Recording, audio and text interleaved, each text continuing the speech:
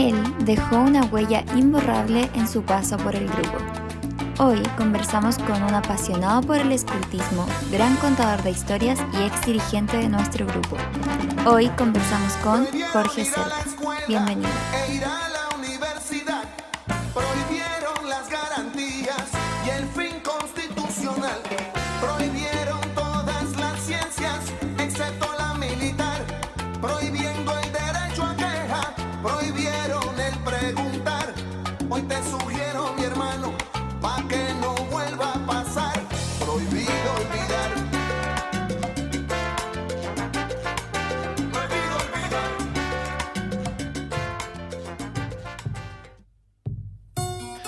Bienvenidos, aquí nos encontramos en un nuevo capítulo de Prohibido Olvidar, en nuestro podcast con la historia del grupo Scout, y aquí nos encontramos con Jorge Cerda. Por favor, Jorge, cuéntanos quién eres.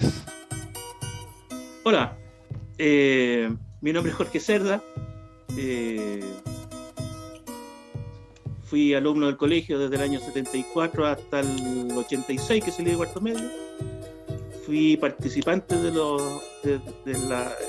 grupo Scout desde el año 79 hasta el 86, cuarto medio, y dirigente desde el 86 hasta mediados del 2000. Ya, no me acuerdo exactamente el año exacto, pero hasta mediados del 2000, 2002. Y después fui dirigente de la comisión de pastoral de la Asociación de Guías Scout de Chile hasta el 2006, que ya ahí fue el fin de mi actividad de Scout, en realidad. Lamentablemente. Vamos a partir hablando de la temática del método de enseñanza, así que por favor, ¿con qué canción te gustaría partir con este tema? Método de enseñanza. Engaga la vida con Iron Butterfly.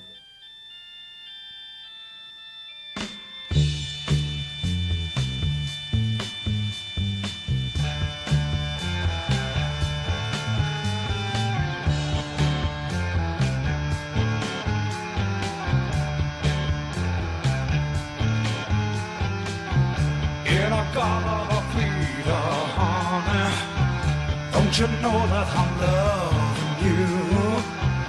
In a garden of freedom, baby, don't you know that I'll always be true?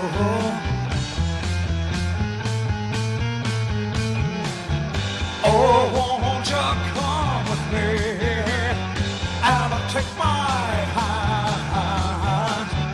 Oh, won't you come with me and walk this line?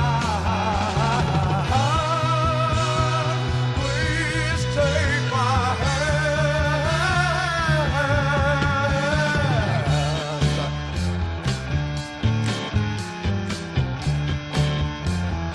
Let me tell you, in a garden of Eden, honey, don't you know that I'm loving you? In a garden of Eden, baby, don't you know that I'll always be true?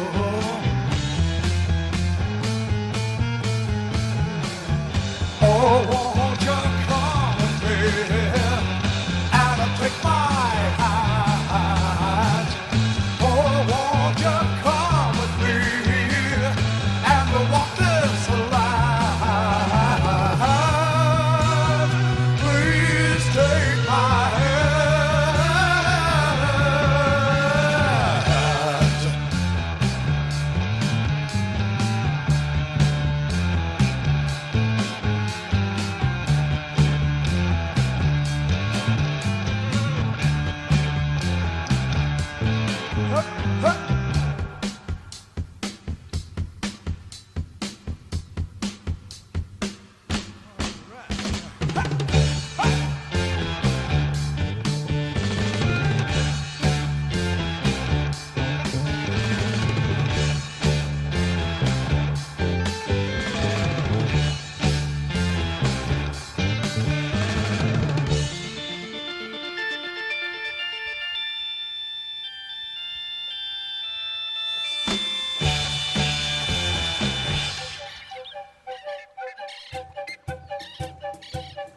La idea es que aquí tú nos cuentes rasgos generales, cómo eran los sábados, cómo eran las relaciones entre los guiadores, los jefes y los beneficiarios, cómo se trataban, cómo era el tema de los pañolines, de los báculos, de los juegos, todas esas cositas.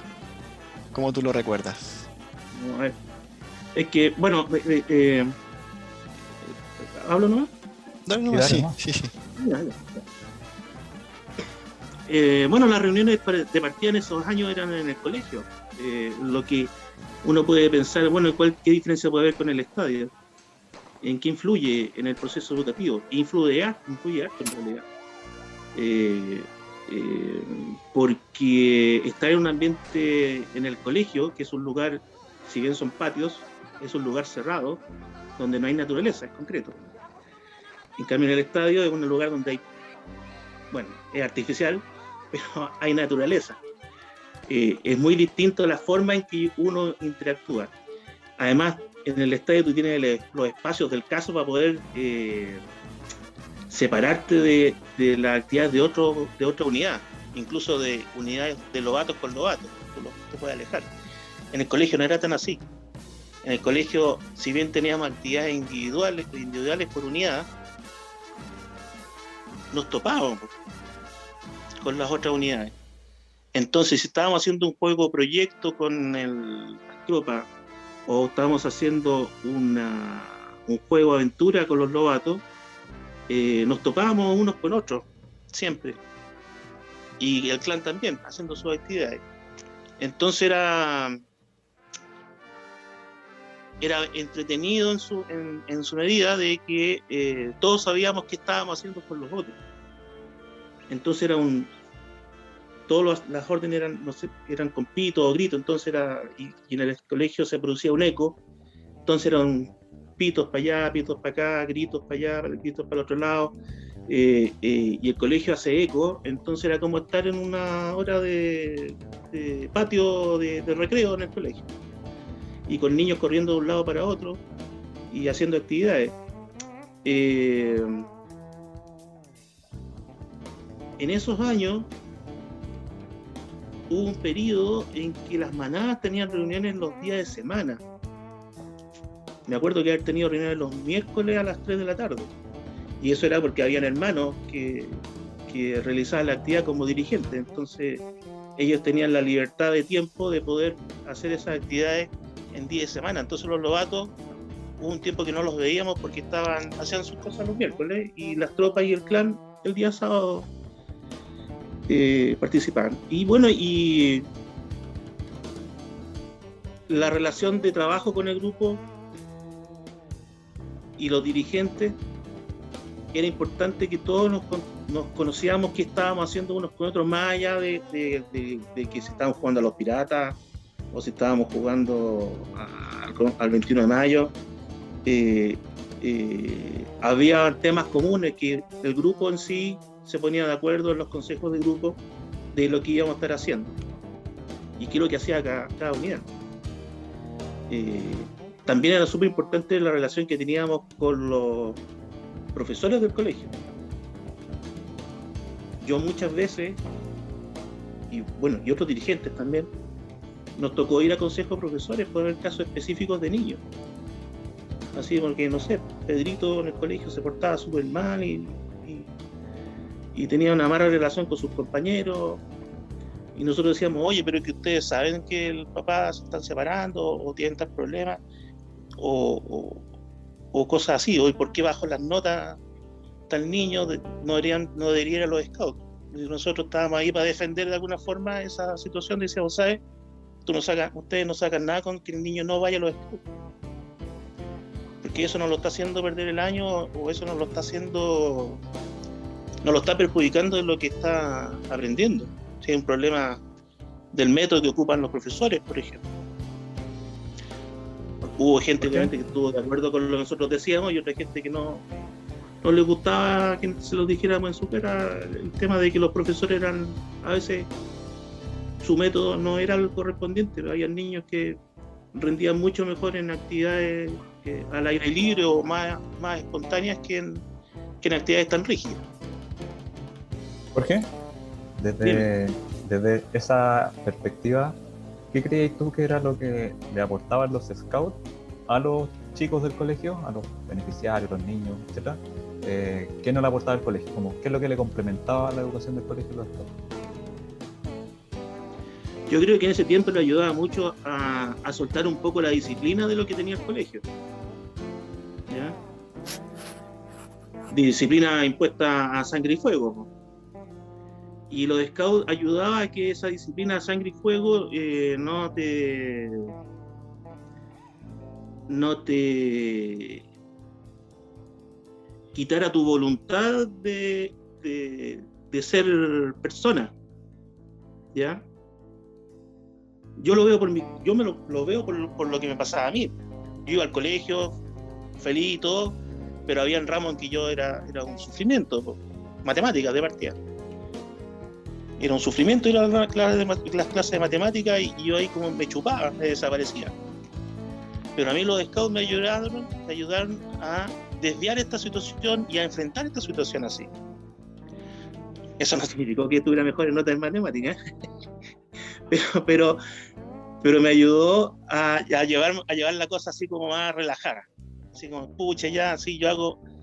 Porque los scouts, la cosa importante de los scouts es hacer tu 100%. Tú te esforzaste, tú hiciste. Bien o mal, no sé, pero tú diste tu 100%, tú diste tu 110%. Y esa es la gran... yo creo que es la gran enseñanza que nos deja el grupo Scout, o nos dejaba en ese tiempo el grupo Scout en ese tiempo. Que tomarnos las cosas con más tranquilidad, racionalizar lo que estábamos viviendo en el colegio, ya más grande, ¿no? Cuando ya tú estás en octavo, en primero, en segundo medio, ya empiezan otras presiones y otra empieza a ya vivir a deslumbrar, o sea, ver un poco lo que es el mundo ya más de adulto. Y los scouts, nosotros lo veíamos como un tema y que te ayudaba a avanzar a enfrentar ese mundo que se te venía encima de la mejor manera posible. Porque yo veía mucha gente genio en el colegio, promedio 7 de matemáticas, que cuando llegaron a la universidad se fundieron. No supieron enfrentar la falla, el error, el no aprender, el no perseverar.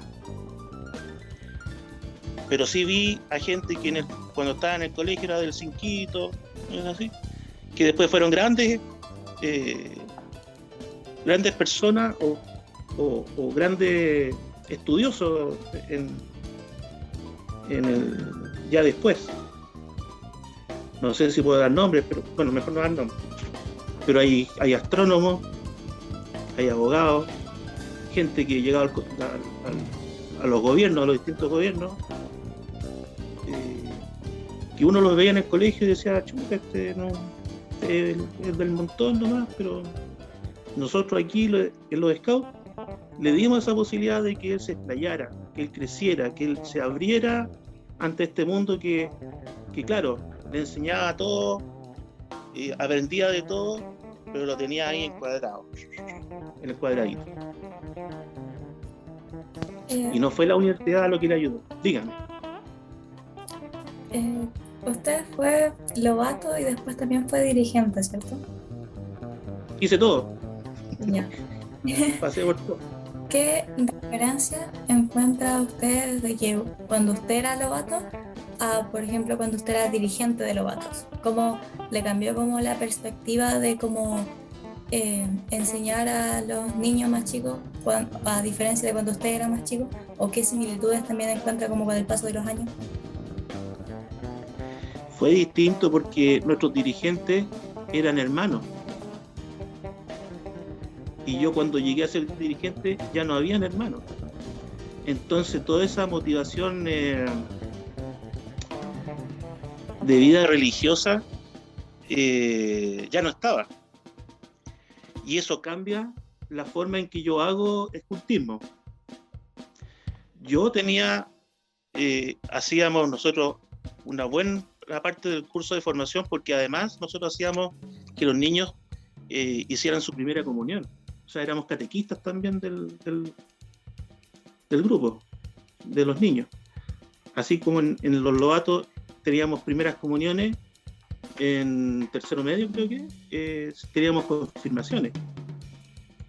Entonces, la forma de enfrentar a un grupo de niños de parte de un religioso es distinta a la que nosotros teníamos.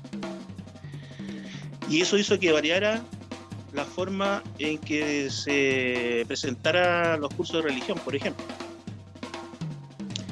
En un principio fue un problema, que cómo era posible que nosotros hiciéramos esto y bla, bla, bla.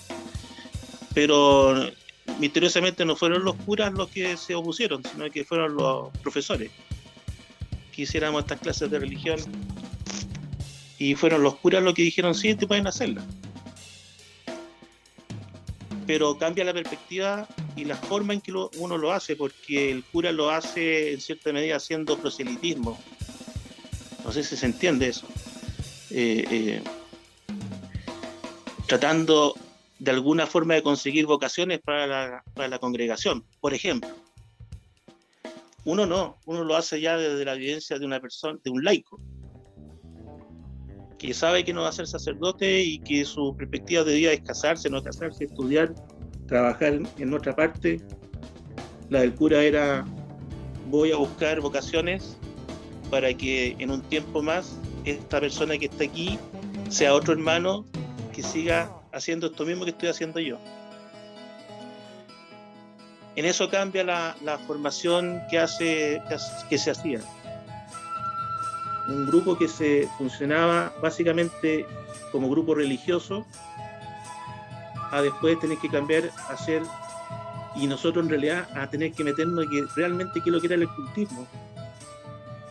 Porque antes nosotros nos regíamos más por lo que decía la religión que lo del ocultismo.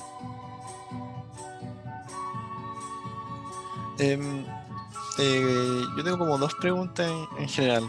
La primera es, tú cuando eras beneficiario, los dirigentes eran los hermanos. ¿Estos hermanos también como se dio en algún momento que también fueran como los profesores de las clases, que dictaban las mismas clases que los niños de Scout iban? Claro. Como ver esa dualidad. Claro, si era... Habían buenos y malos, como todo en la vida, en el sentido de cómo lo llevaban. Pero sí, entonces mi jefe de tropa era mi profesor de historia. Para otro, además de profesor de historia, era profesor jefe. Mi jefe de clan, o mis 2 o 3 jefes de clan que tuve en ese tiempo, fueron profesores de filosofía uno, el otro era de ciencias naturales. Entonces, claro, nos veíamos el sábado en la reunión, pero además tú lo veías el lunes, el martes, todos los días en horario de clase, al punto de que una vez yo teníamos que hacer un trabajo con un compañero que ahora es sacerdote de la iglesia ortodoxa, y fuimos a entregar el trabajo el domingo como a las 11 de la noche, tirándole piedras por la ventana de donde él dormía para poder dejarle el trabajo. Ese era el nivel de confianza que había con los curas. Bueno, con los hermanos, no son curas. Pero así como había eso, están otros curas que como que exageraban un poco la nota en el sentido de ser los mejores. Entonces el lobato tiene que ser mejor entre los mejores, y si tú eras mejor, tenías que de alguna forma acusar al que no era mejor. Acusar. Una torpeza, una tontera. Pero así andaban algunos que eran como medio policías del patio, que andaban acusando a los demás porque no hacían las cosas, y te sacaban la ley del lobato ahí en el patio, y dicen: tú no cumpliste la ley número 6, no me acuerdo ya disculpen que no me acuerdo las leyes, pero te decían: estás cumpliendo la ley, y te iban a acusar. Pero eso un niño lo hace, bien, lo hace, pero lo hace porque un adulto le dijo que lo hiciera, y ahí hay un error grave de cómo hacían los curas las cosas. También quería saber cómo eran, como tú estuviste harto tiempo en el grupo, viste como lo más, de comillas, actual, y lo más como los principios. Quería saber cómo eran los campamentos a los que tú ibas, cómo ha sido quizás la evolución, una cosa así. A ver, nosotros veíamos que otros grupos hacían campamentos de grupo. Y nosotros nunca tuvimos, o muy rara vez tuvimos campamentos de grupo, siempre eran los campamentos de unidad. O a lo más las manadas juntas o las tropas juntas, pero no así el grupo entero de campamento. Tratábamos de alguna vez hacer un campamento, pero no el de verano, sino que en otra fecha, un fin de semana, se hacía un campamento donde iba todo el grupo. Pero ese nivel de actividad a nosotros no nos nacía ni nos daban ganas de hacerlo en realidad. No, nosotros vivimos toda esta evolución del material y todo, porque nosotros íbamos de campamento con carpas de lona, con parantes de madera, así de gruesos los parantes, y había que cargar la carpa de lona a la espalda. Y la cocina, salvo los lobatos que tenían sus cocinas de gas, todas las demás unidades eran a leña. Entonces estaban todas esas técnicas que se ocupaban de cocinar a leña. Lavar la olla con jabón o lo que sea para que no se tiznara, y era típico que nos faltaba el simpático que no entendía el sistema y te lavaba la olla por dentro. Entonces la comida con jabón la comida. Entonces nosotros nos tocó ver todo ese cambio, todo ese proceso de cambio y las mochilas también, que eran mochilas así triangulares de lona. La tengo aquí al lado, a todo esto mi mochila. ¿Tienen tiempo como que la vaya a buscar y la muestre?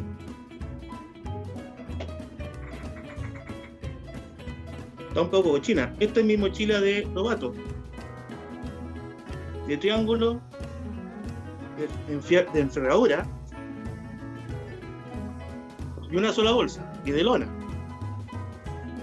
Desde esta tecnología a pasarlas a mochilas impermeables y todo eso, es un mundo de diferencia. Oye, Jorge, O sea, dime. una pregunta que me causa curiosidad: ¿la tenés guardada porque la usas todavía o como un poco de museo? No. Como museo personal. La he rescatado de la basura varias veces. Ya, es como tu reliquia. Sí, sí tengo como 4 mochilas ahí así como histórica. Tengo una que se la robé a otro scout en la tienda scout misma, se la robé porque era la mochila que quedaba. Y el día siguiente era el MUT de Valdivia, el Robert MUT de Valdivia, año 90 creo que. Y era la mochila y estaba reservada. Y le dije, no, sabes qué, toma, aquí tenía un extra y dámela, me la llevé. Del camping, del camping scout. Sí, así que, bueno, sí, al nivel de material, de los tipos de comidas que se hacían, el hecho de tener que llevar estas mochilas, nosotros teníamos que a veces hacíamos manzanas asadas con papel de diario, el cocinar a leña es toda una gran diferencia, de lo que uno cocina. Más entretenido, yo siempre lo encontré siempre más entretenido, y siempre que pude o pudimos tratamos de mantener eso de usar leña y llevar los famosos. El grupo tenía antes un papá nos hacía las ollas con los mangos especiales para poder colocarle una especie de tenaza y poder sacar las ollas del fuego sin quemarnos. Sí, no, era entretenido, más entretenido. Ahora es más fácil. Esto era más entretenido. ¿Cómo veía el resto, como por ejemplo apoderados, alumnos, esta como relación que había con los hermanos, como que eran dirigentes y también profesores, o esta como confianza que se tenía entre ambos? O sea, era como que lo miraban de forma positiva, negativa, tenían como su escepticismo, cualquier cosa. No, era súper buena. O sea, obviamente, buena parte, ya que quieren ir a ese lado, buena parte de los abusos se produjeron en esa época, o sea, en una época que es un poquito anterior a la mía, porque que yo recuerdo las primeras historias son con Jaime Concha, yo lo conocí a él cuando él estaba saliendo del grupo Scout, si no me equivoco por la fecha. Él estaba en el clan y yo estaba entrando a los lobatos, una cosa así. Más o menos. Entonces toda esa historia negra, maligna que hay ahí, sucede con anterioridad a lo que fue mi vivencia. Hubo otra historia después, que es lo que cuenta Gonzalo de Cerega, pero eso también es casi rozando el periodo de que yo entro como beneficiario. Pero en general, la visión que tenían los apoderados es que, o sea, nos dejaban a todos nosotros a cargo de estas personas sin ningún problema y sin ninguna desconfianza de lo que hacían o no, de lo que hacían. Y si había algún error, me refiero a error así como accidentes y cosas de ese estilo, era como, sí, bueno, es parte de la aventura. Pero sí, era súper buena, súper abierta. Más de alguna vez hubo algún reclamo, pero cuestión así como que, escucha, los niños llegaron a las 10 de la noche cuando dijeron que iban a llegar a las 5 del campamento. Accidentes de la vida nomás, pues, pero nada terrible, nada de abuso y esas cosas, ¿no?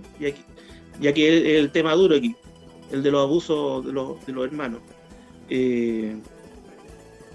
Nosotros, yo no lo viví, o sea, no lo sentí, no lo vi, no me percaté. Los otros jefes con los que he podido conversar no se percataron nunca fue así. De los tiempos anteriores nunca se contó ni se dijo que hubiesen abusos, pero sí habían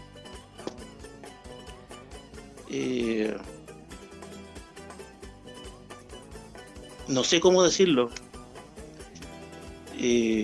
como cosas que no se podían hablar del pasado, pero nadie sabía aquí lo que no se podía hablar del pasado. Ahora, después con los años, ahora sabiendo todo lo que se sabe, uno dice, seguramente era esto que pasaba con estas personas en particular. Pero no era una cosa, más se supo más con respecto a lo de, se pueden dar sin nombres, ¿no? Sí. Todo lo que más se supo con lo que sucedió con Catalinich, que bueno, murió hace poco, no saben.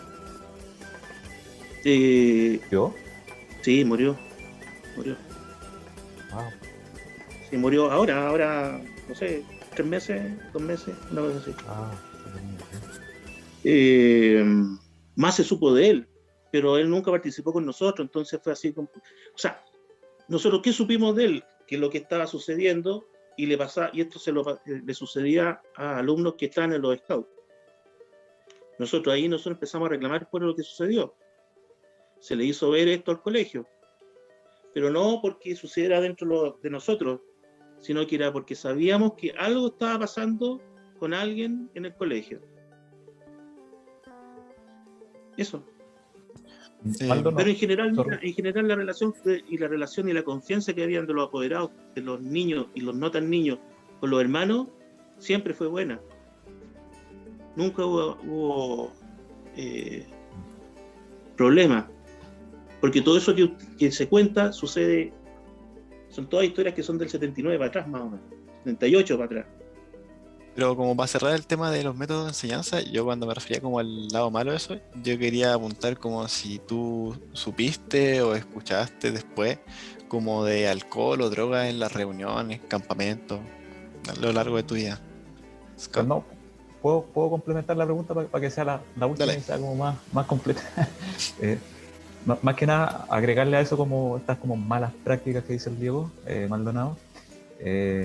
Bueno, tú entraste, por lo que comprendo, cerca del 80, más o menos, y terminaste como ya a mediados del 2000, o sea, como que viste un cambio, por decirlo así. O sea, como que obviamente sí. no era muy distinto el Chile y la educación y los scouts de los 80 a los del 2005.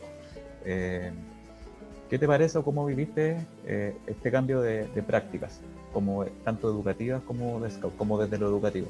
y eso lo enlazo un poco con lo que dice el Maldo, o sea, como si viste como malas prácticas, ya sea alcohol, droga o quizás, no sé, golpes, castigos, etcétera, etcétera,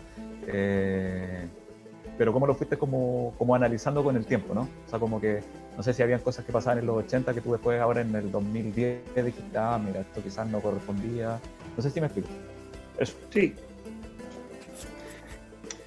Abusos a nivel de golpes y cosas así, no, nunca hubo. O por lo menos yo no lo vi. Ni lo supe. Porque yo fui jefe de grupo, también se me olvida ya, pero yo creo que unos 6 años. Así que durante como 6 años por lo menos tenía que estar vigilante de lo que pasaba en todo el grupo. Y te estoy hablando de los 90 y tantos hasta prácticamente el 2000.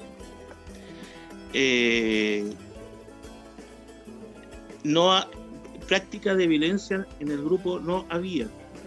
Nosotros lo veíamos en otros grupos y nos costaba estar, y una de las cosas que por qué no participábamos muchas veces en actividades con otros grupos era por el nivel de violencia, y no lo ve, pero entiendan violencia con un sistema militarizado de los grupos de scout.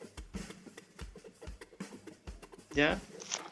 O sea, nosotros, los niños, o sea, se formaban, saludaban ahí, y los vatos ahí, pero era cosa así como, hola, ¿cómo están? Así, o sea, no cómo están, así, saludar, ya cantamos la canción y todo. Pero a mí me tocaba ir a otro grupo donde era, señor, sí, señor, y se cuadraban, y cada vez que entraban y salían de fila, o cada vez que querían hablar, tenían que pedir permiso para hablar, aunque no estuvieran en formación. Entonces nosotros mirábamos esto es un regimiento, pues no son niños de scout. Nosotros no tuvimos eso. Será porque habían curas y no gente que venía de una tradición que hasta el año 76 era militar para todo, salvo los grupos católicos, que tenían otra formación. ¿Ya? Entonces, violencia, no.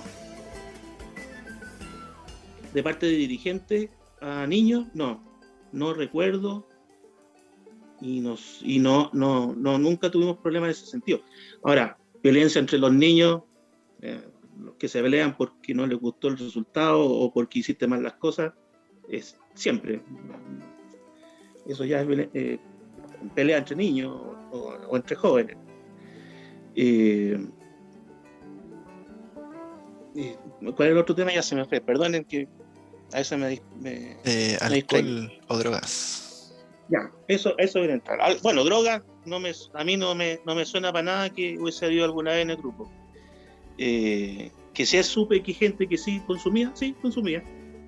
Lo típico, marihuana. Pero en realidad ya fuera del grupo, ya. O sea, yo me vine a enterar que había gente que fumaba, así, pero ¿cómo este fuma? Sí, claro, fuma. ¿Y desde cuándo? Pero bueno, siendo ya adulto, cada uno ve lo que hace con su vida en realidad. Pero a nivel de niños no me tocó nunca enfrentar ni ver cosas así. El alcohol es distinto, pero claro, uno lo ve en la perspectiva de ahora y dice, chuta, va de retro Satán, ¿cómo era posible que sucedieran estas cosas? Pero hay que verlo de la perspectiva de los tiempos. O sea, era tradicional, en la noche, campamento en Lobato, el cura sacaba su bota de vino y repartía vino, no obligación, nadie quería, estaba obligado, pero el que quería recibir su chorrito de vino, lo tomaba. O se hacían ollas grandes de agua de boldo con pisco. Bueno, se hacía el agua de boldo y después se hacía botella y se le echaba un cortito, se le volvía y el que quería tomar, tomaba. Pero no era obligación. Y después ya para más grande, eso lo hacían los curas. Ojo. Ya después para más grande, en la tropa estaba prohibido, o sea, obviamente los niños no podían estar tomando y llevar nada. Y bueno, los que tomaban eran los dirigentes, todos adultos, mayores de edad. En momentos en que no habían niños, obviamente. Y después ya entramos al tema del clan. que yo tuve ahí una política más que yo asumo que yo la tomé así, que era no prohibir el tema del alcohol, porque yo prefiero ver la botella de lo que sea delante de todos nosotros, y el que quiera sacar saca y el que no quiere no saca, a que hayan 10 botellas escondidas en las carpas para que en la noche todos tomen, escondidos del jefe, no hablar de jefe, del dirigente, del encargado.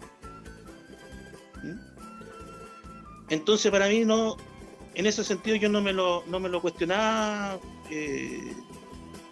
el tema así. Yo decía, bueno, si alguien quiere llevar, lleva. Y eso era una conversación que había con los apoderados también. O sea, no era una cosa así como, oye, esto no se lo vamos a decir a los papás, ni nada. No. Desde la reunión se decía, ¿sabes? Hay gente, aquí en el grupo, en el clan por lo menos, hay gente que son menores de edad y hay gente que son y participantes que son mayores de edad. Yo a los mayores de edad no les puedo estar colocando las mismas normas que a los menores de edad, pero sí puedo hacer control de lo que están haciendo o no haciendo. Entonces todos los años habían reuniones y se decía, ¿sabe? Nosotros tenemos, entre comillas, la libertad de que si quieren llevar alcohol, lo lleven, pero es a la vista de todos, no a escondidas. Y hubo gente que se llevó a escondida y apenas se descubrió, de vuelta al campamento fueron todos expulsados del grupo. Expulsados del grupo y anotación al colegio. No sé, a lo mejor a los ojos de ahora uno decía, chuta, demasiado, era libertinaje.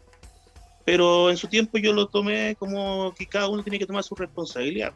Disculpa. Dale. Dale. Te juro que es la última. Lo que pasa es que le quedé dando vuelta a esto que tú decís como de que con los niños de Maná de repente está el agüite boldo con pisco o la bota de vino. Lo pregunto solo porque cuando, bueno, en las entrevistas anteriores, cuando hablamos con Jaime y cuando hablamos con Gonzalo, ellos comentaban que esta era una práctica que quizás, a ver, aquí quizás me condoreo en el sentido como de que tendría que volver a las entrevistas como a escuchar el extracto de lo que dijeron, ¿no? Pero a mí me quedó esa sensación como de que sí hubo esto de que hermanos como que copetearon niños para abusar de ellos. Copetearon, alcoholizaron, no sé. No te pregunto si viste algo, no, porque ya he dicho que no, pero desde tu experiencia como lo que viste ahí, ¿crees que sí podría haber sido como una opción? Por lo que cuentan ellos, claro. Claro que sí. Claro que sí. Pero, como te digo, yo no... Bueno, como niño uno no sabe lo que pasa. Tú estás ahí, 10 años. Bueno, los 10 años de antes eran distintos a los 10 años de ahora. Pero tú como niño no lo cuestionas, ni no ves la maldad detrás de ellos. Contaba la historia de lo que ha sucedido, me parece obvio que era parte de lo que podía suceder. Y sí, claro, y si sucedió así no me extrañaría que fue un método para tener niños medio atontorronados ahí para su servicio. No me extrañaría. Ya.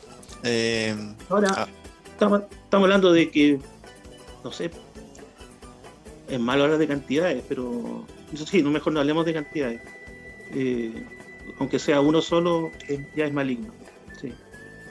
Y ahora vamos a pasar al tema, ya que estamos hablando de esto mismo, al tema de género y abusos sexuales. Así que, por favor, ilumínanos con qué canción te gustaría comenzar este tema. Un nocturno de Chopin.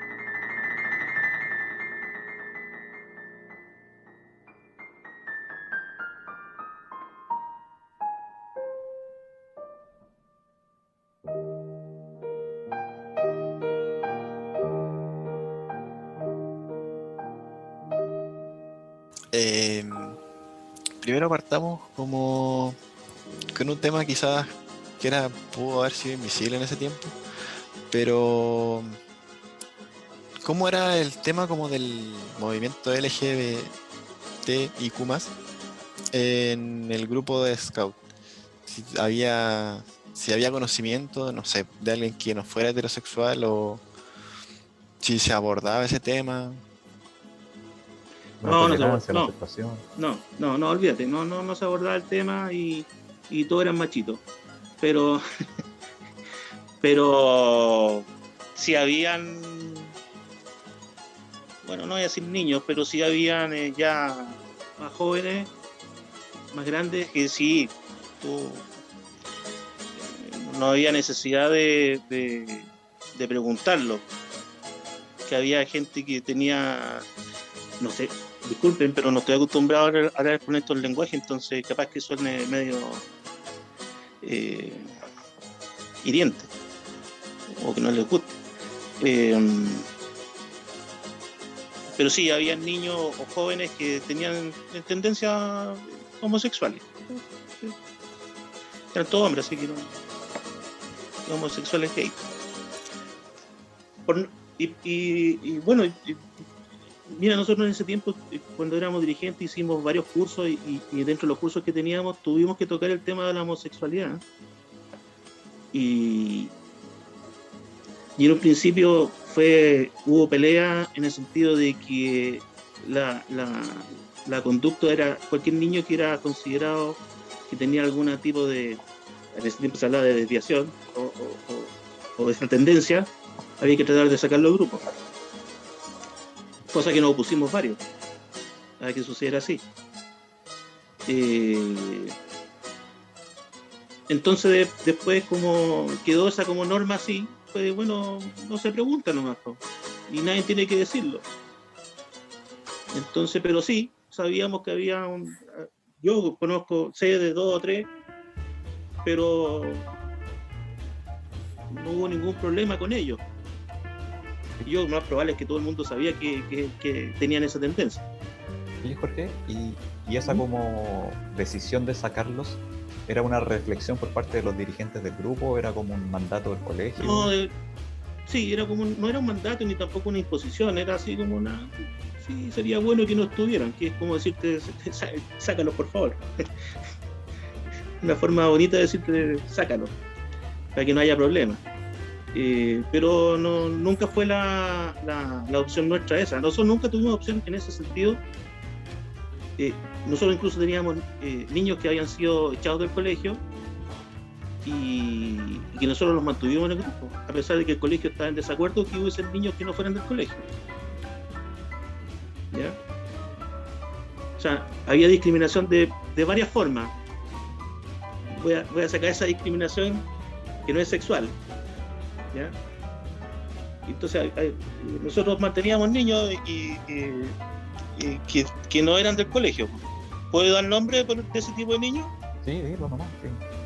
Daniel Raposo, ya hablaron con él. A Daniel se fue del colegio, pero el Daniel cuando teníamos el campamento y venía a las reuniones medio camuflado, medio escondido, con su equipo de clan, y después en la tarde, cuando íbamos a salir de campamento, él nos esperaba en Catedral con Cami.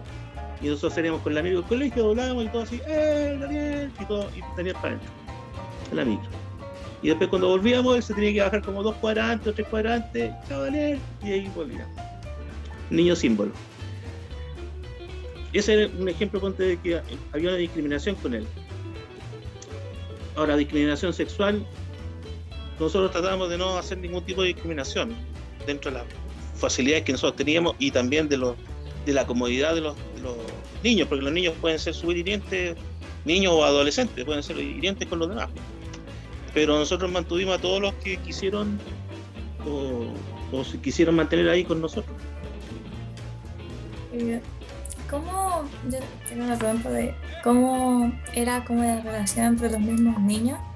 Por ejemplo, con esto de como cuando les decían, o no sé si se decía o no, pero como que podrían llegar a sacar a alguien, o estaba esta conversación de sacar a alguien porque era, no sé si se ocupaba la palabra homosexual en el momento, pero como cuál era la reacción y la relación entre los niños como contra esta situación. Es que nunca hubo esa situación. Los niños, van a hacer la palabra, no sé si se supo ahora, pero había niños que eran amanerados, ¿ya? Y que actuaban, tenían movimientos femeninos, por así decirlo. Y no eran muy bruscos los niños. Nadie se cuestionaba de que si eran niños, si eran gays, si eran nada. Él participaba y seguía sus actividades. Y si el niño un día no quería venir, no viene. Y si el niño se quiere retirar, se retira. Obviamente nosotros, si alguien se retiraba, era siempre bueno. ¿Y por qué se retira? Más allá de esto, de la parte de la sexualidad. Cualquier niño, oye, ¿por qué se fue? No, que los otros lo molestaban, entonces no, o ¿por qué se fue este otro? No, porque se aburrió, no le gustaron las actividades y lo encontró aburrido, encontró algo más entretenido o más grande, ¿sabes? Que encontró polola y se fue. Bueno, cosas de la vida nomás. Pero nunca hubo así, en el sentido de decir, ¿sabes que este niño es gay? Hay que sacarlo, no. Y la vez que hubo una pseudo orden, nosotros no la hicimos, no la llevamos adelante y nos opusimos a ello. No, solamente cómo recordáis tú que era el grupo o el colegio con las mujeres en general.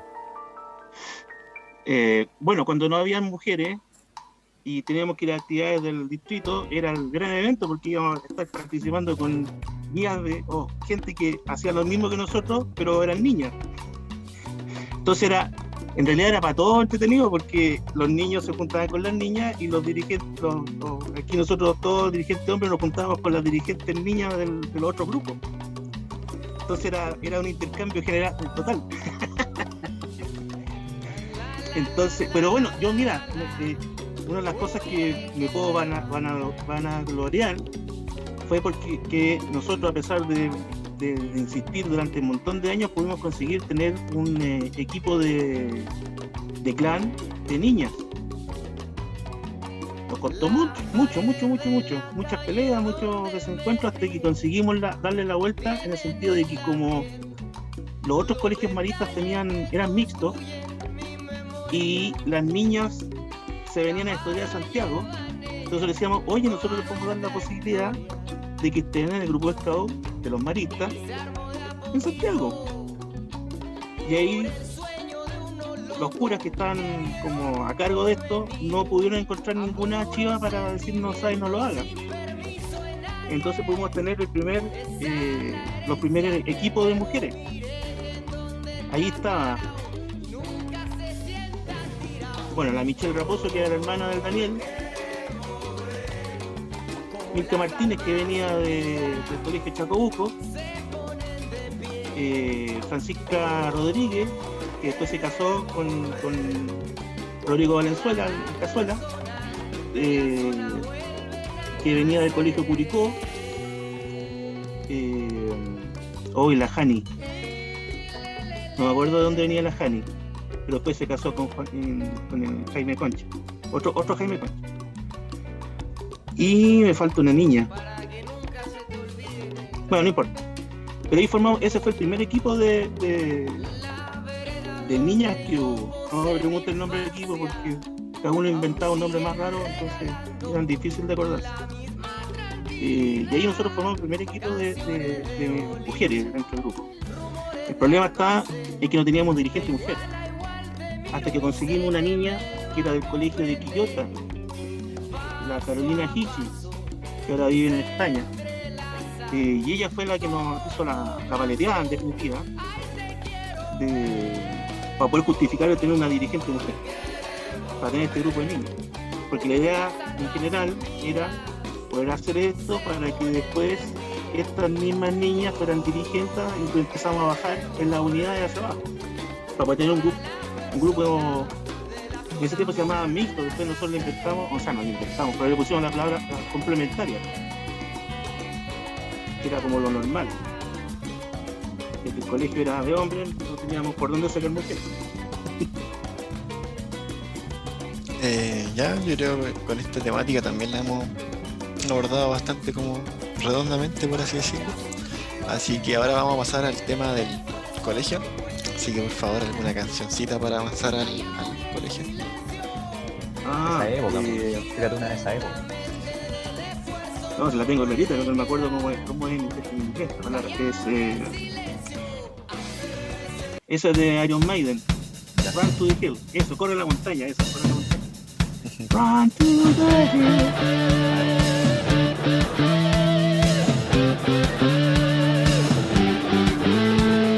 White man came across the sea. He brought us pain and misery. He killed our tribes. He killed our creed. He took our game for his own need. We fought him hard. We fought him well. Out on the plains, we gave him hell. But many came. Too much for free. Oh, will we ever be set free? Riding through those clouds and barren wastes, galloping hard on the plains, chasing the redskins back to their holes, fighting them at their own game. Murder for freedom, they're stabbing our back. Women and children are cowards attack. Run to the hills. Run for your lives. Run to the hills. Run for your lives. Soldier blue in the barren wastes, hunting and killing's a game. Raping the women and wasting the men, the only good Indians are tame. Selling them whiskey and taking their gold, enslaving the young and destroying the old. Run to the hills. Run for your lives. Run to the hills. Run for your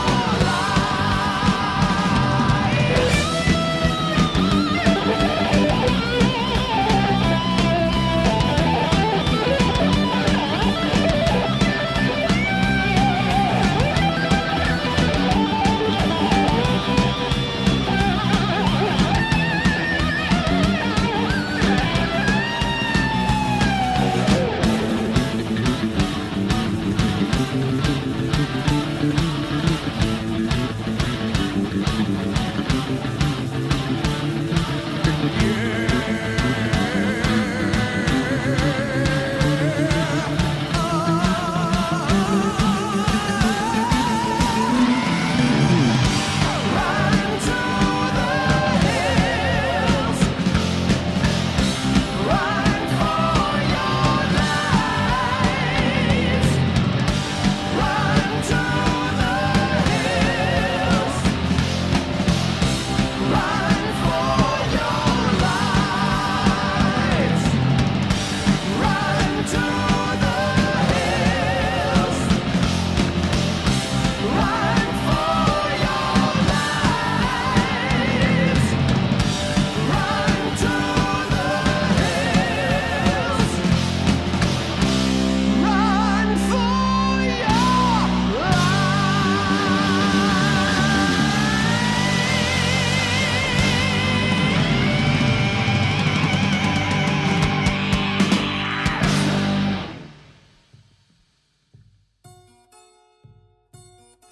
Buen tema, buen tema.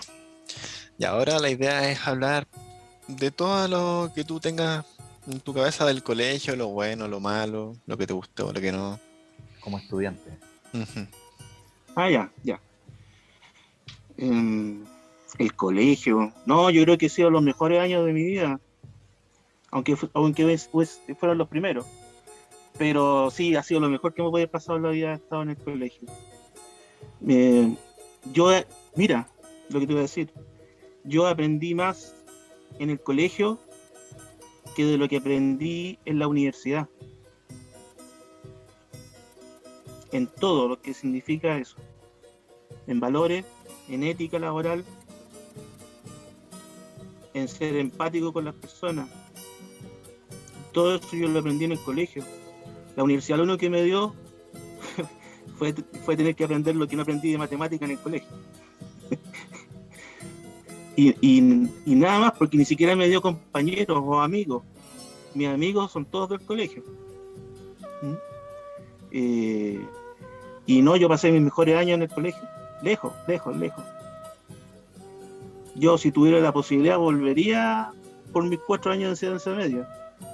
Obviamente no haría la misma tontera, porque ya sé que hay que hacer mejores tonteras.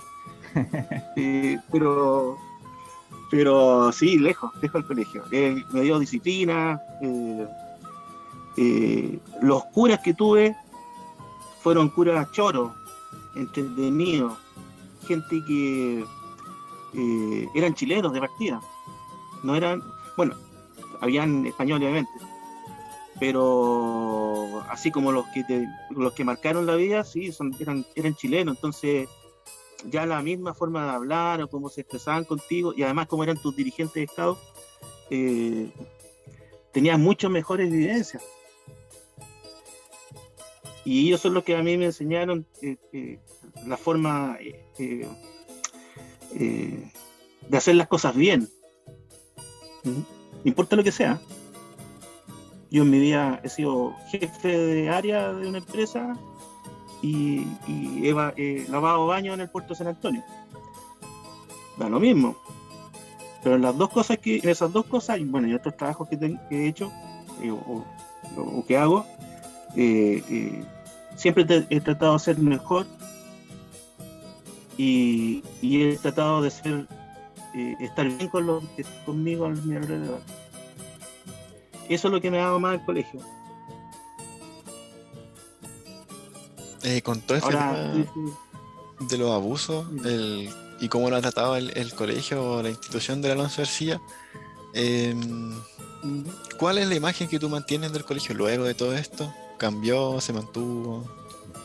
Disculpa. ¿Le podría agregar también esa pregunta como para complementarla? ¿Cómo viviste la noticia tú? ¿Cómo viviste esa noticia cuando se destapó? ¿Qué te pasó? Mal, porque yo conocí a todos los que les pasó esto en el colegio. A uno más que otro. Yo a Gonzalo de Cerega éramos, bueno, como niños nos tuvimos muy cerca porque teníamos diferencia de edad. Entonces no nos veíamos, sabíamos quién era quién, pero no teníamos una relación de amistad. Pero Gonzalo, después fue dirigente scout mucho tiempo y ahí hicimos una gran amistad. Yo cuando me enteré lo que le pasó, a mí me dolió mucho. Y una vez, no sé por qué, nos encontramos, una vez que hizo una presentación Jorge Gutiérrez, el Chunchulo, en el colegio. Nos topamos y yo lo vi y fue un llorar y pedir disculpas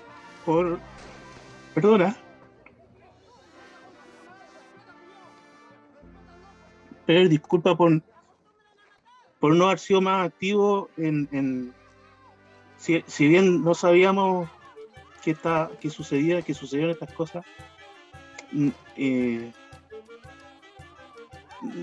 no haber hecho algo más allá de lo que pudimos hacer con Catalinich, por ejemplo. El hermano Adolfo, que fue el que estuvo que fue lo que le sucedió con Gonzalo, llevó un montón de años con él y después en los grupos de catequesis que hacíamos en las misas del colegio, yo estuve con él, no sé, 5 años, además de ser dirigente, 5 años con el grupo de catequesis con él. Entonces para mí fue un desengaño muy grande con las personas. Yo aquí dejo de alguna forma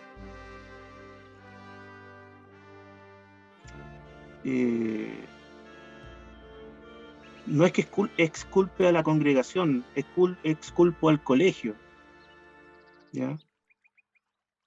La congregación tiene la culpa de haberlos encubierto, de haberlos protegido de alguna forma. No, de alguna forma, los encubrieron. Y eso es algo que poder reparar eso es irreparable. Es irreparable. Pero yo separo eso del colegio. ¿Mm? ¿Cuál era la pregunta? ¿Cómo quedaba la imagen del colegio después de todo lo que supiste? No, a ver, eso. Yo creo que yo exculpo al colegio en sí, porque el colegio no es solamente, no es los curas y el colegio, y engloba a todo el colegio en esto. ¿Mm? Aquí hubo gente que sí habló, hay gente que sí contó, pero era porque no, y lo de los curas fue una cuestión súper secreta, que si no es porque las personas que lo vivieron hablan, esto seguiríamos así en la nebulosa prácticamente. Porque todo lo que se sabía, todo lo que se investigó, todo lo que había, era por Catalinich, no era por otra cosa. ¿Mm? No sé si me explayé bien. Sí, No, bien. súper. No sé si quedó bien claro, pero... Jorge, salvo, ya, sacando el tema abusos, ¿qué otra crítica como al colegio? O tampoco le estamos buscando la quinta pata al gato, pero No, mirando para atrás, diciendo Mira, así como... yo me hago eco nomás de lo que pasa es que yo por ejemplo viví un colegio que es distinto, por ejemplo, al colegio que vivió el tiempo de Daniel Raposo, ya que ya está en entrevista, o lo que vivió Roberto Rivero, Cazuela, toda esa gente, o Mauricio Ponce, que es gente del año 90 que son generaciones del año 95, 94, por ahí. Ellos vivieron en otro colegio, un colegio que lo importante era la excelencia académica. Y a todos les reventaban el cerebro por ser excelentes académicamente. Mi generación o mi grupo nos exigían académicamente, eso no lo voy a negar. Pero las actividades de solidaridad, de compromiso social, era mucho mayor o era tan importante como la parte de aprender. Y eso sucede justamente porque son los mismos curas que teníamos en los grupos de Scout, los que están detrás de todo esto. Si después ya a mediados del 95 esos curas ya no estaban en el grupo ni en los hermanos Maritos, y lo que toman ese nivel de formación son laicos que tratan de interpretar un poco mejor o tratan de interpretar lo que los curas querían del colegio. Y claro, le era más fácil seguir en la senda de la parte académica más que en la parte de solidaridad, y la solidaridad queda, no sé, en juntemos tallarines para los pobres y en eso queda. Nosotros teníamos todas esas actividades que eran como vamos a ir a vivir a una población, o ¿sabes? Encontramos en el basurero de los Errázuriz un grupo de familia y allá incluso nos íbamos a quedar fines de semana a vivir en el basural, como dice la canción de los tres, íbamos a vivir al basural con ellos. O el clan arrendaba una casa ahí en la Villa Japón, ahí en las rejas con Alameda, arrendábamos una casa y nos íbamos a vivir una semana, más o menos un estilo de vida religioso, por así decirlo. Teníamos actividades, nosotros vivíamos como comunidad, más que religioso, como una comunidad. Entonces, la nota era importante, sí, súper importante. Pero teníamos toda esa otra formación que después se fue muriendo. Se fue muriendo y se fue quedando en, no sé, pues, juntemos los tallarines para los pobres, para el temporal y eso.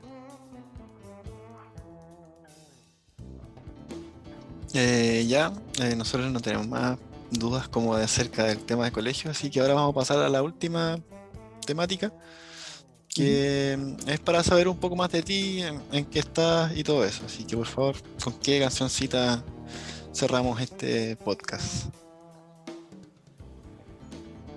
Uy. Y el ocaso de los dioses, de Wagner. Preludio. Ya, pues, nos vamos con Es ese como tema. dramático. Dramático, pero bueno. O cuesta abajo en la rodada de Gardel. No, el ocaso de los dioses de Wagner. Sí. Un pedacito, 3 minutos. Y eso. Vamos con eso.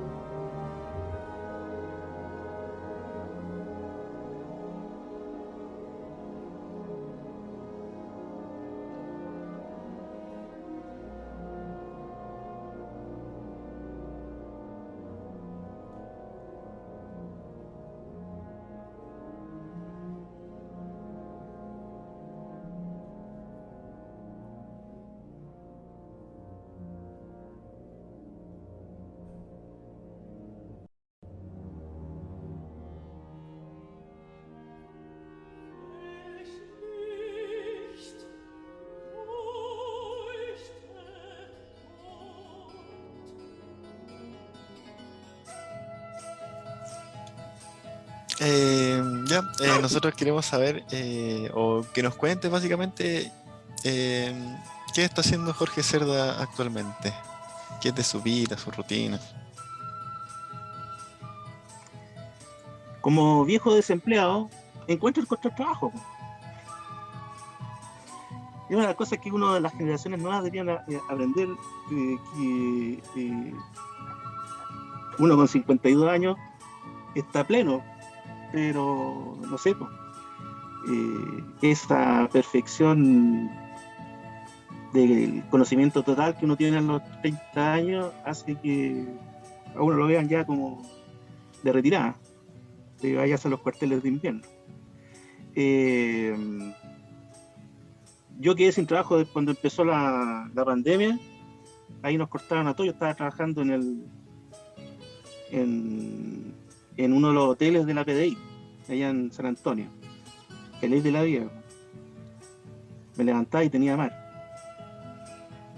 Pero bueno, eso es un trabajo, pero yo he tenido la suerte de que toda mi vida, desde que estaba prácticamente estaba en el colegio, estaba en cuarto medio, he comprado y vendido acciones en la bolsa.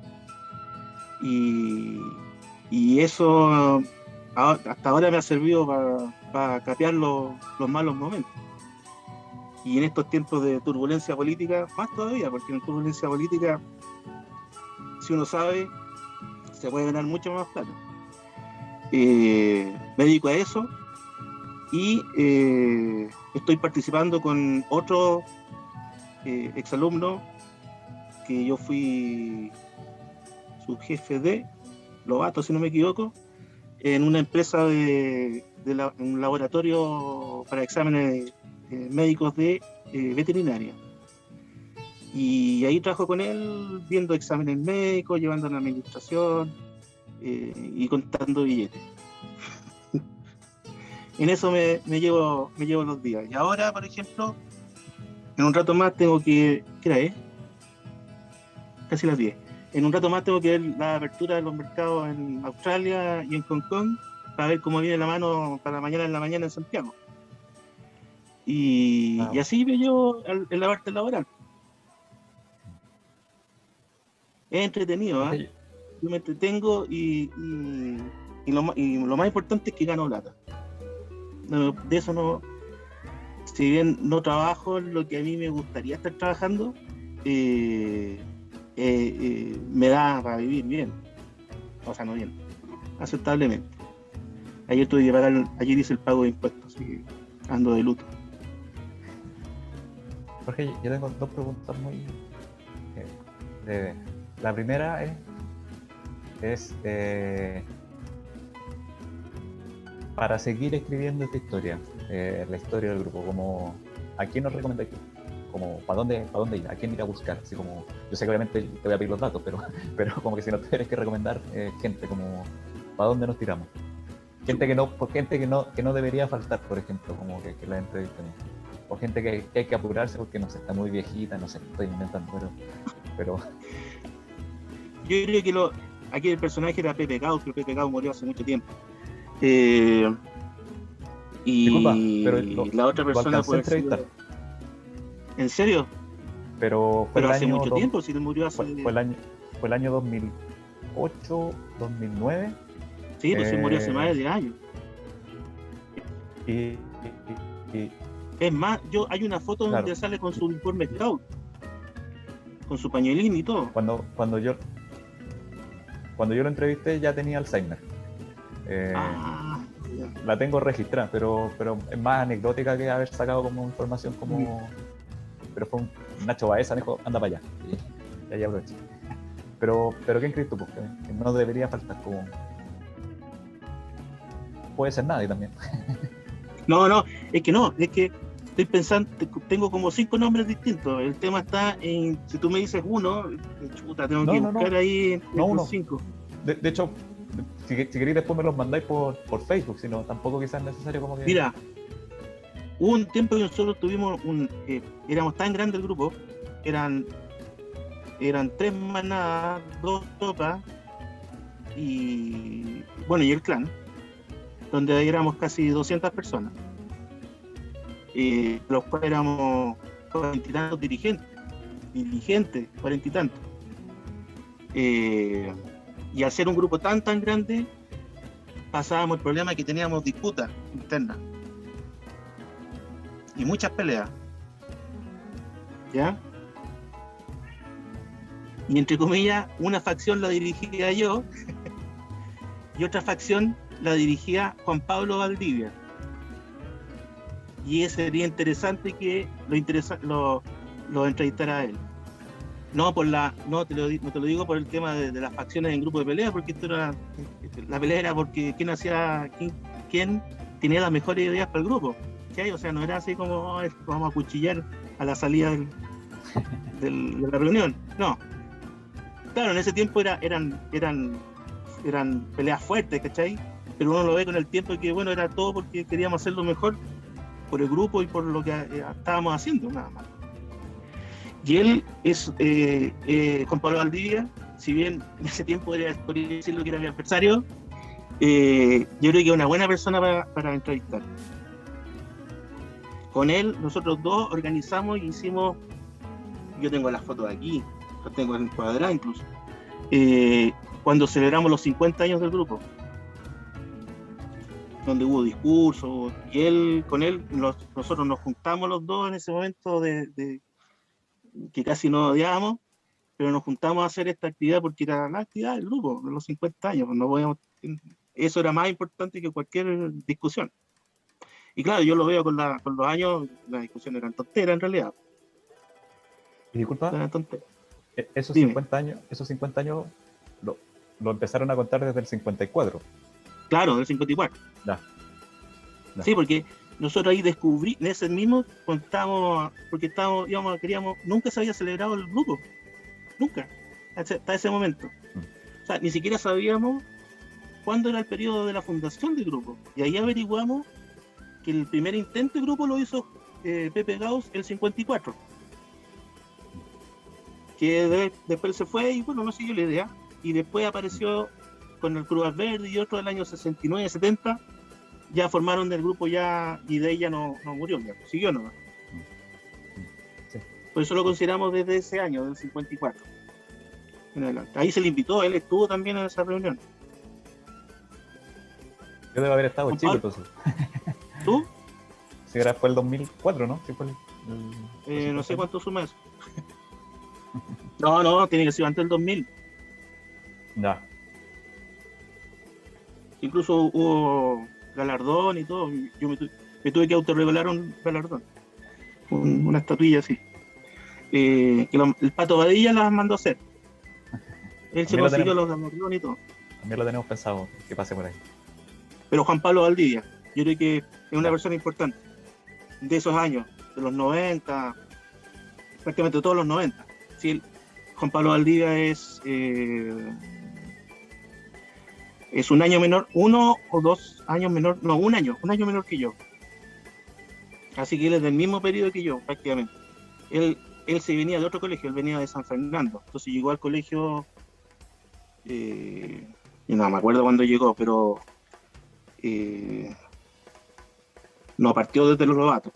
Bueno, eso. Él y otra persona así ya relevante para más adelante sería el chino, Roberto Rivero. ¿Tú lo ubicas? Sí. Sí, sí, Roberto Rivero, Hideki. Hideki, Sone. Sí, es otra persona importante. Solo como mini anécdota, ¿no? Como que lo teníamos pensado a Valdivia. Solo porque yo me acuerdo que Baeza siempre nos hablaba de los cerdistas y los valdivianos, así como medio... Yo sé, tú sabes que esas cuestiones yo me enteré después de muchos años, que nos tenían separados así, los cerdistas y los valdivianistas, algo así era. Y pero ¿cómo tanto? Estábamos en veredas distintas, pero no como para tener así facciones políticas, poco menos. Ideología, claro. Y yo recién ahí, ¿sabes que yo cuando supe de eso, que yo ya no estaba en el grupo, imagínate. Yo recién ahí le tomé el peso de lo que hacíamos. Y cuál era el nivel de compenetración de todos los que estábamos alrededor. Imagínate, si en un momento éramos 40 y tantos dirigentes. casi un grupo, casi una unidad de unidad de niñas. ¿Cuál es la compenetración de todo? De lo que estábamos ahí. Eso. Sí, eso sería todo.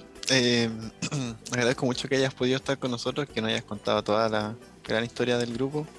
Y nada, gracias por tenerte acá.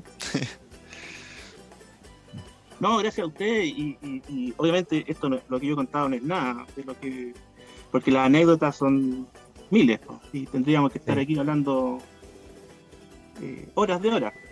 Yo no tengo problema, ¿eh? No tengo problema en conversarlas, pero yo creo que tiene que ser así en un tiempo sin pandemia, así, hacer esto mismo, pero en todos Digo. juntos, Sí. porque es más Porque igual- y es más y igual- mucho más interactivo. Y de mi parte, yo dispuesto a colaborar en todas estas actividades. Ustedes saben que nosotros cuando se cumplieron los 50 años, una de las cosas que incluimos, y era una parte que era servicio social que hicimos, fue colocar unos árboles en una avenida, una calle que estaba sin árboles. Y los árboles no están todos, pero están, aún. Mira, ¿qué calle? No te La acordás. calle Avenida Blanco, la calle Blanco, y donde pasa la línea del tren, Ya. ¿ya? Ahí, en Blanco, donde estaban, bueno, antes estaba la FISA, no sé si se me cae el carnet por todos lados. Ahí al lado está la FISA. Pasa la línea del tren ahí, está la Avenida Blanco que va hacia el Templo Motivo y la calle que la cruza hacia el norte, que no sé cómo se llama esa calle. Ahí pusimos 50 árboles, Wow. pero era un árbol por año, esos 50 árboles. Ahí fuimos, lo colocamos, o sea, con todos los permisos, porque hablar con la MUNI y todo, así, ¿sabes? A costa de nosotros queremos colocar estos árboles que simbolizan estos, no queremos colocar ni una placa, nada, solo colocar los arbolitos y que estén ahí. Y si la MUNI se acuerda de regalarlo, bien. Claro. Será lo único que le pido a la MUNI, arréglelo alguna vez. No. Y aún quedan, yo paso, no paso muy seguido por ahí, pero paso, y aún quedan de esos árboles, quedarán unos 10, 15, Bien. no sé, no lo he contado, Bien. pero ahí están. Bien. Creo que es una buena tarea ir a buscar esos árboles.